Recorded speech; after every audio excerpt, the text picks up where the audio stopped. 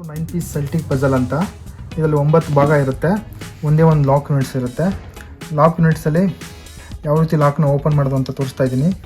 ಈ ರೀತಿ ಮಧ್ಯದ ಭಾಗನ ಈ ರೀತಿ ಪುಷ್ ಮಾಡಿದಾಗ ಲಾಕ್ ಯೂನಿಟ್ಸು ಓಪನ್ ಆಗ್ತಾ ಇದೆ.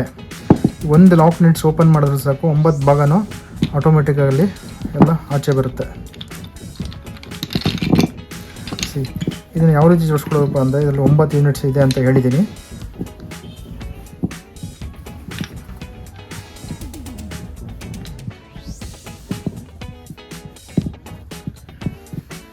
ಈ ರೀತಿ ಜೋಡಿಸ್ಕೊಳ್ಳೋದ್ರಿಂದ ನಿಮಗೆ ಪಜಲ್ಸ್ನ ಸಾಲ್ವ್ ಮಾಡೋದಕ್ಕೆ ಈಸಿ ಆಗುತ್ತೆ. ಇದನ್ನ ಫಸ್ಟು ಈಗ ನೆಕ್ಸ್ಟು ಅಸೆಂಬ್ಲಿ ಮಾಡೋದು ಯಾವ ರೀತಿ ಏನಪ್ಪ ಅಂದರೆ ಇದನ್ನು ಫಸ್ಟ್ ಸ್ಟೆಪ್ ಇದನ್ನು ಲಾಂಗ್ ಯೂನಿಟ್ಸ್ನ ತೊಗೊಳ್ತಾ ಇದ್ದೀನಿ. ಲಾಂಗ್ ಯೂನಿಟ್ಸ್ ತೊಗೊಂಡು ಇದರಲ್ಲಿ ಒಂದು ಯೂನಿಟ್ಸ್ ಅಂತ ಹೇಳ್ಬೋದು. ಇದನ್ನು ಯೂನಿಟ್ಸ್ ತೊಗೊಂಡು ಈ ರೀತಿ ಹಾಕ್ತಾಯಿದ್ದೀನಿ. ನೆಕ್ಸ್ಟ್ ಲಾಂಗ್ ಯೂನಿಟ್ಸ್ ಇದನ್ನು ನೆಕ್ಸ್ಟ್ ಸ್ಟೆಪ್ಪು ಲಾಂಗ್ ಯೂನಿಟ್ಸ್ ತೊಗೊಂಡು ಇಲ್ಲಿ ಕರೆಕ್ಟಾಗಿ ಕೂರಿಸ್ತಾ ಇದ್ದೀನಿ. ನೆಕ್ಸ್ಟ್ ಸ್ಟೆಪ್ಪು ಇದು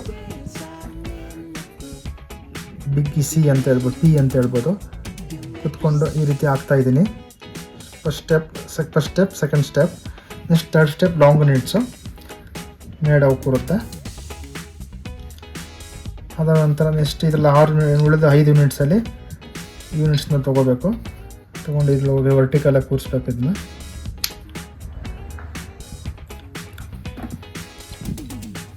ಇನ್ನೊಂದು ಆ ರೀತಿ ಸಿ ಒಳಗಡೆ ಹೋಗುತ್ತೆ. ಇದು ಸಿ ಯೂನಿಟ್ಸು. ಇದು ಮಾಡಿ ಮೇಡಮ್.